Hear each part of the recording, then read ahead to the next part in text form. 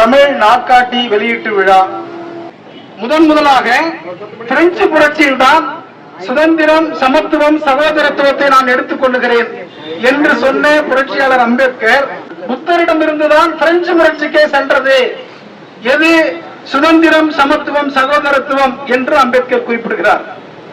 நான் இதை எப்படி பார்க்கிறேன் என்றால், நம்முடைய புறநானூற்றில் யாதும் ஊரே யாவரும் கேளீர் என்கிற கணியன் பூங்குன்றனாருடைய பாடலை நாம் பகுத்து ஆராய்ந்து பார்த்தோம் என்றால், உங்க ஊர் என்னன்னு கேட்டா பெரம்பலூர்னு சொல்லக்கூடிய நாம், நம்முடைய முன்னோர்கள் எப்படி சொல்லியிருக்கிறார்கள் என்றால், என்னுடைய ஊர் இந்த உலகம் என்று சொல்லியிருக்கிறான். உலகமே என்னுடைய ஊர் என்று சொல்லியிருக்கிறான். சுதந்திரம் இருக்கிறது. கூட பிறந்தவங்க எத்தனை பேர்னு கேட்டா 2 அக்கா, 2 அண்ணா, 2 தங்கச்சி, 2 தம்பின்னு சொல்லுவோம். முன்னோர்கள்ட்ட கேட்டா, புறநானூற்று தமிழ்கிட்ட கேட்டா அவன் சொல்றான், உலகத்துல இருக்கிற எல்லாரும் என் உடன் பிறந்தவர்கள் என்று சொன்னான். அந்த பாடலுடைய கடைசியில முடியே, பெரியோரை வியத்தலும் இளமே, சிறியோரை இகழ்தல் அதனினும் இளமே. அதானியை பார்த்து எனக்கு ஒண்ணு பெரிய வியப்பு கிடையாது. நாங்கள் யாரையும் பார்த்து வியப்பவர்கள் அல்ல.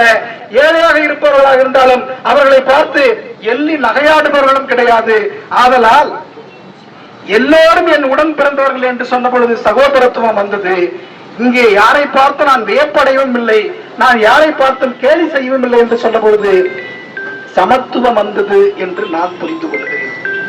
ஆக டாக்டர் அம்பேத்கருடைய கருத்துகள் புறநானூற்றில் இருக்கின்றன. புறநானூறு கருத்துகள் புத்தரிடம் இருக்கின்றன.